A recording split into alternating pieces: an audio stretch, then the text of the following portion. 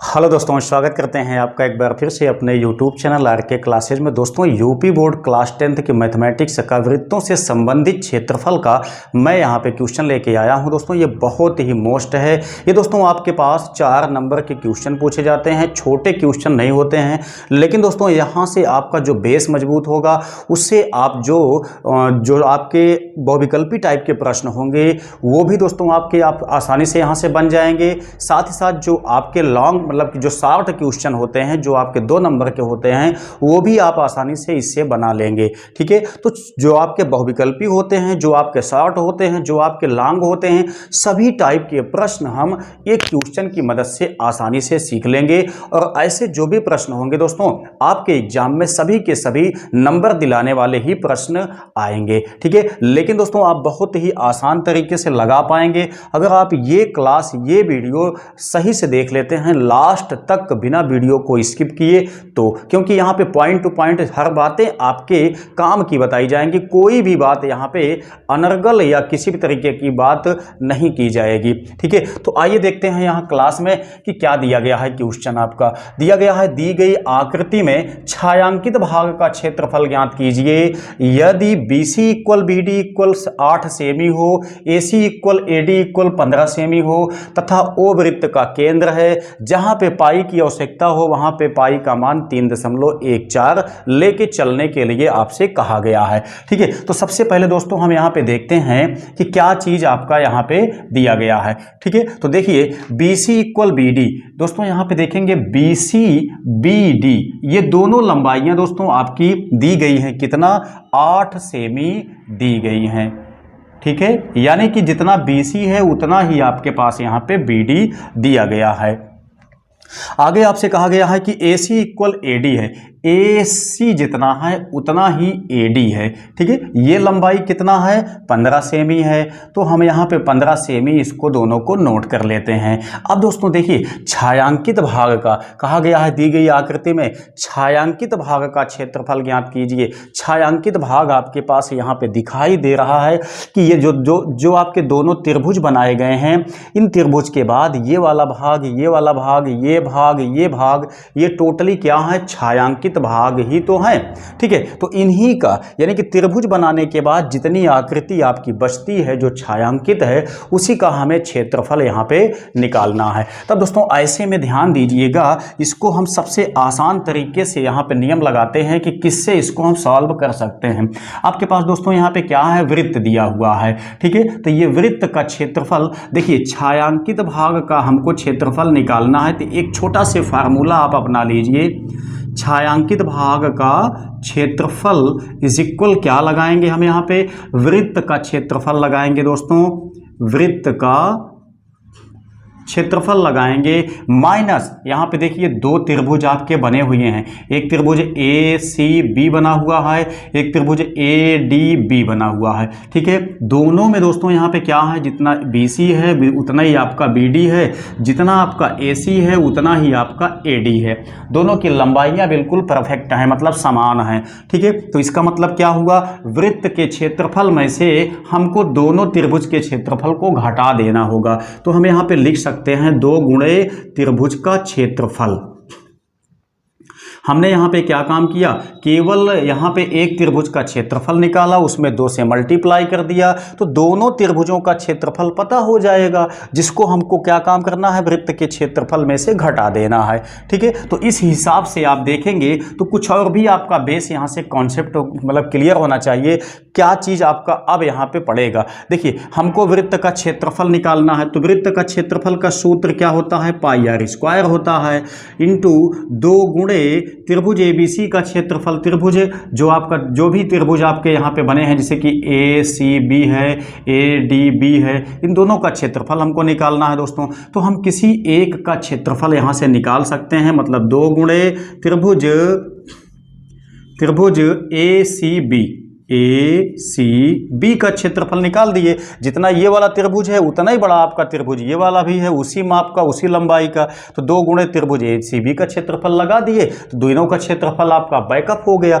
अब दोस्तों यहाँ पे देखिए, यहाँ पाई आर स्क्वायर है, जबकि आपके सवाल में कहीं पर भी त्रिज्या नहीं बताई गई है, ठीक है। जबकि त्रिज्या यहाँ से यहाँ तक यानी कि ओ बी या ओ ए कहें, यही आपकी क्या है, वृत्त की त्रिज्या है। त्रिज्या आपको नहीं पता है दोस्तों, लेकिन हमको सवाल लगाने के लिए त्रिज्या का ज्ञान होना बहुत आवश्यक है। लेकिन अब समझिए यहाँ से, जिसे हमको त्रिभुज का क्षेत्रफल निकालना होगा, तो त्रिभुज का क्षेत्रफल निकालने के लिए हमारे पास जो भी चाहिए वो सब कुछ हमको पता है। कैसे पता है, देखिए ये दोस्तों ए बी क्या है, ए बी वृत्त का व्यास है।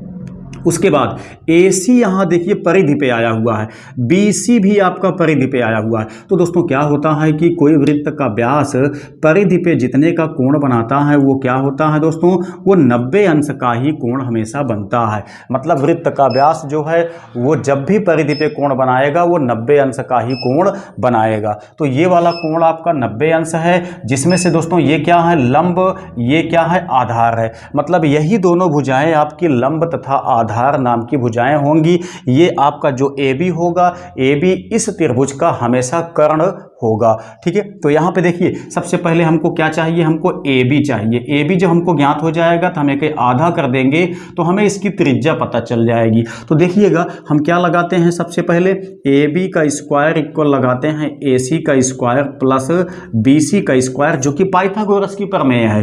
तो AB का स्क्वायर इज इक्वल AC की लंबाई 15 दिया गया है, तो 15 में 225 हो गया। BC की लंबाई आपके पास 8 दी गई है, 8 अठाई 64 हो गया।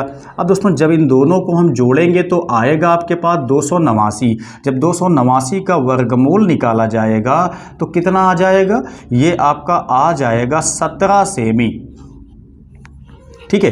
तो AC जो आपकी AB की लंबाई है वो आ गई 17 सेमी, और जो आपका OB की लंबाई होगी 17/2 सेमी त्रिज्या इसकी बन जाएगी। मतलब जो आपका AB है ये क्या है, वृत्त का व्यास है, व्यास आपका 17 सेमी आया है, व्यास की आधी हो जाती है त्रिज्या। तो बहुत ही सिंपल तरीके से ये फार्मूला हम अप्लाई कर देते हैं, आपका काम आसानी से चल जाएगा। तो देखिए यहाँ वृत्त का हम जब लगाएंगे समीकरण, यानी कि वृत्त का हम लगाएंगे यहाँ पे क्षेत्रफल का सूत्र, तो क्या होगा, पाई का मान जैसा दिया गया है 3.14, त्रिज्या यहाँ पे देखेंगे दोस्तों 17/2 हो जाएगा। तो 17/2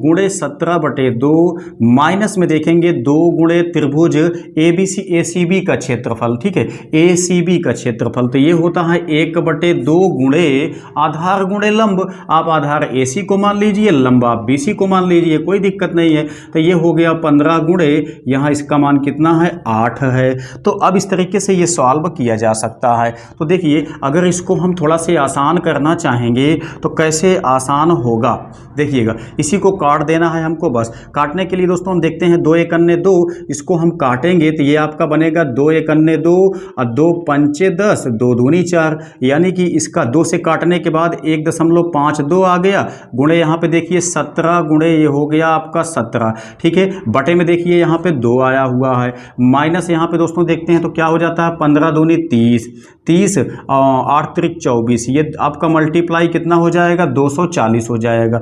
बटे में आ गया 2, देखिए मैंने काटा यहाँ पे नहीं था। अब यहाँ पे देखिए जब 2 आपका हर में समान है तो अंश को आपस में हम जोड़ सकते हैं, इसीलिए हमने यहाँ पे काटा नहीं था, ठीक है। तो देखिए क्या होगा, अब इसका मल्टीप्लाई यानी कि 1.52 इंटू 17 में होता है 289, ठीक है, माइनस ये हो गया कितना 240, सबके बटे आ गया आपका 2, यानी कि दोस्तों अब इसी को मल्टीप्लाई करके हमको यहाँ पे सॉल्व कर देना है, आंसर हमारा बन जाएगा, ठीक है। तो दोस्तों अगर हम जब इसका मल्टीप्लाई कर देते हैं तो हमारे पास आता कितना है, आप देख सकते हैं मैंने मल्टीप्लाई यहाँ पे किया हुआ है, तो ये हो गया है 43,928, दशमलव आपका 2 अंक के बाद बैठेगा, दशमलव हम यहाँ बैठा देते हैं, माइनस हो गया 240, सबके बटे में आ गया कितना 2 आ गया। अब दोस्तों अगर हम इसको घटाते हैं तो देखिए यहाँ से 4 यहाँ इसको हम घटाते हैं तो यहाँ पे क्या आएगा, 9 में से 0 गए आपका 9 आ जाएगा।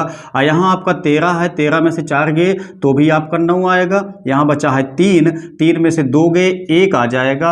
और दशमलव आपका 2 8 बटे में आ गया दोस्तों कितना, 2 से। अब इसको हम काट देते हैं तो क्या बनेगा, देखिए जब 2 से इसको काटेंगे तो 2 9 18 आ गया, 1 बचा, 9 19 हो गया, 2 9 18 आ गया, 1 बचा, ये आपका क्या हो गया, 2 6 12, 2 चौक 8। दोस्तों फाइनली आपके पास यहाँ पे 99.64 वर्ग सेमी आ जाता है इस छायांकित भाग का क्षेत्रफल। ठीक है, तो इस तरीके से ये क्वेश्चन आपका बहुत ही सिंपल था, जिसको हम लगा सकते हैं, इसमें कोई दिक्कत नहीं है। ऐसे सवालों को आपको पकड़ के रखना है दोस्तों, क्योंकि आपके एग्जाम में 4 नंबर के ये प्रश्न पूछे ही जाते हैं।